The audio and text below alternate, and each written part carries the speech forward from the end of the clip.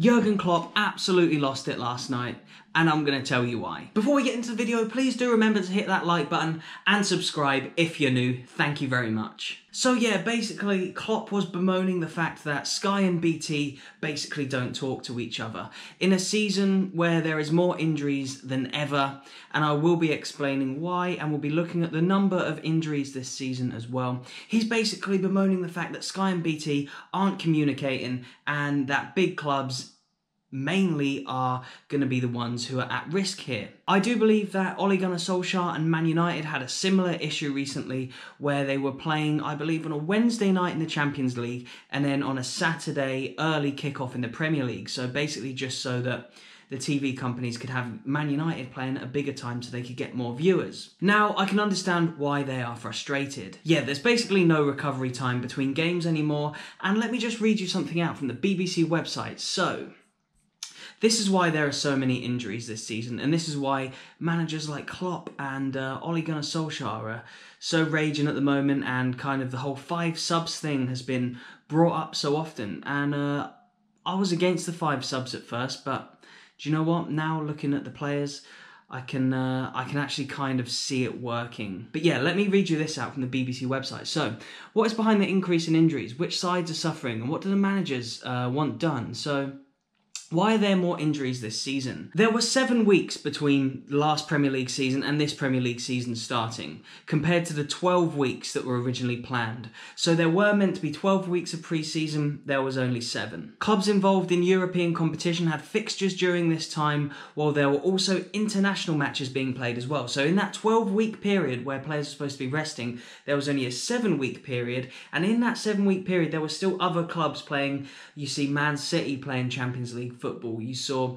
international fixtures being played, so yeah, it wasn't a proper pre-season. And also this season there will be no winter break. Obviously we had the whole controversy last season around Liverpool. They were scheduled to have a winter break, but then an FA Cup replay happened and they played all the kids. You'll probably remember it, even Klopp wasn't at that game, and I believe Neil Critchley, the under-23 manager, had to take the match basically with the youth squad. So there was a winter break last year. It was only a couple of weeks, but it's still better than nothing for the players.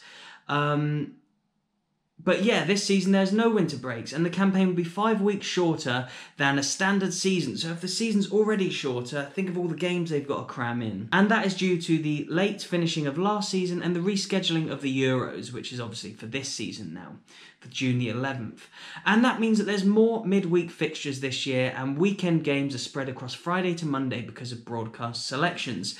Now, that does mean that pre this season, you would have played a Champions League game every couple of weeks. Now it's like Prem, Champions League, Prem, Champions League, Prem, Champions League, or Europa League if you're in the Europa League as well. So yeah, the clubs in Europe are going to be really badly affected. And what about from the point of view of the players? Who's been injured this season, and why was Klopp so fuming last night? We saw Naby Keita go off, obviously, with another injury. Van Dijk and Gomez are already out this season, and Trent, of course, as well. But Klopp wasn't just talking about the Liverpool players and the effect that this season has had on us as a team. He spoke about Bukayo Saka, who got injured. A man who played 3 international games over the last few weeks, came back into the Prem, come off the bench and got injured almost straight away in his first game back. So, and those international games, in my eyes, were a bit of a farce, if I'm honest. Now, some of them I believe needed playing. The Scottish games, of course. Scotland had to qualify for the Euros. Those games should go ahead. But when the Nations League games are happening, obviously that is a competition that does need to go ahead as well. But when you get to situations like the England and Iceland game where no one was really playing for anything, then I think these games should have just been null and voided, and they should just play the fixtures that need to be played. I don't think we need to play international friendlies at the moment. Yes, it helps the teams kind of form and bond, I guess, for tournaments, but do we really need the friendlies? Now, the people in charge at UEFA would say, yes, we need them. It's a big money spinner for this tournament, for the Nations League, for the Euros, like for the actual nations themselves. But when you start valuing money over player welfare, I think we've got a big issue. Now, money is something that is obviously crucial in sport and in football, but when the authorities want games fulfilled just so they can have money and they're not thinking about the welfare of the players, then I think that's where things get a little bit squirrely for me. Now, the whole world is struggling financially at the moment. I'm struggling financially. You watching are probably struggling financially. Millions of people have lost their jobs all around the world.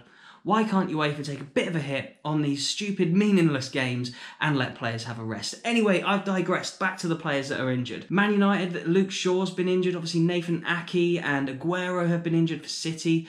Thomas Partey for Arsenal. He's missed Ghana's international fixtures with a thigh injury. Pulisic of Chelsea, Danny Ings, of course. I'm only scratching the surface of the players who have been injured this season, but there have been more than ever. And there are reports online of so many more injuries, muscle injuries specifically, than last season. So I'm on ESPN at the moment, and it says just here, according to PremierInjuries.com, there have been 103 muscle injuries in the Premier League this season, a 16% jump after the same number of match days last season, and the campaign is still to reach its traditional pinch point of midwinter when games and injuries increase in tandem during December and January.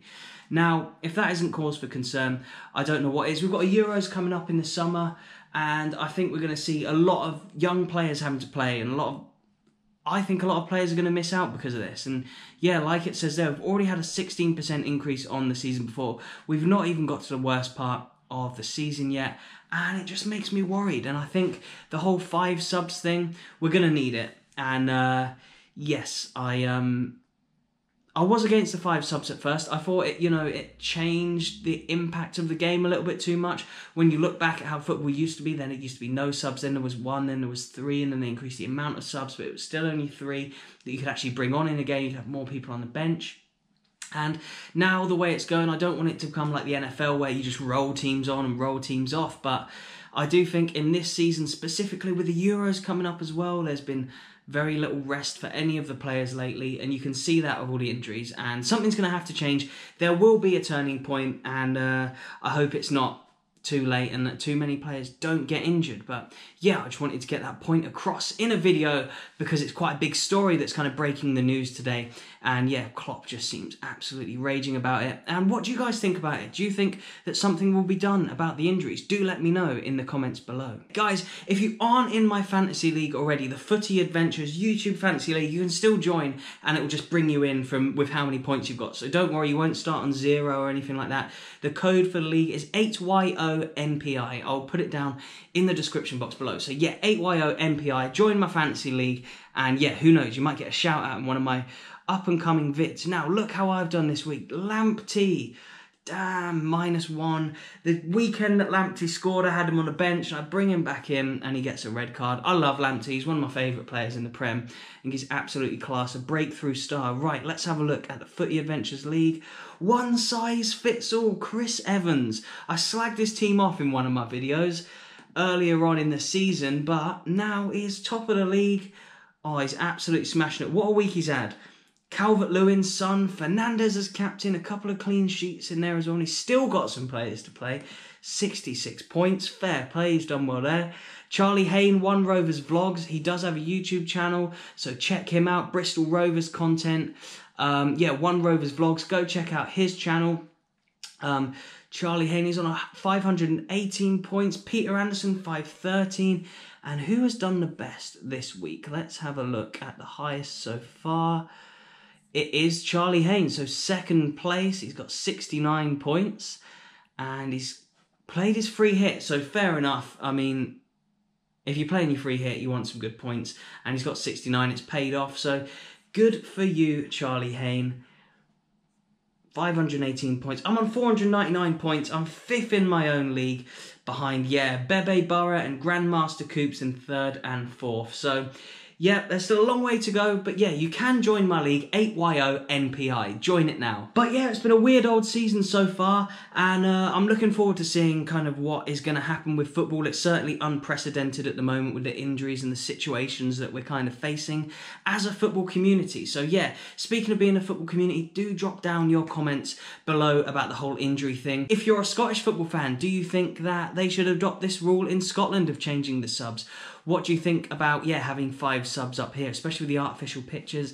I believe a few of you have told me in the comments before that they cause injuries as well. So yeah, what are your thoughts? And what are your thoughts on the Euros? Obviously, you don't want your best players being injured. You don't want Robbo, McTominay, Tierney to be picking up injuries towards that. So yeah, do let me know below. Do hit a like on this video as well. It does really help. And subscribe if you aren't already, if you're new. Thank you so much for watching. I'll leave a few of my videos on screen so you can keep watching my content. I don't know, I think put Aberdeen here, maybe like a YouTube suggested for you, which it thinks you're most likely to click on here somewhere, and then a playlist and the subscribe button around here somewhere. Thanks again, cheers, and I'll see you in the next one.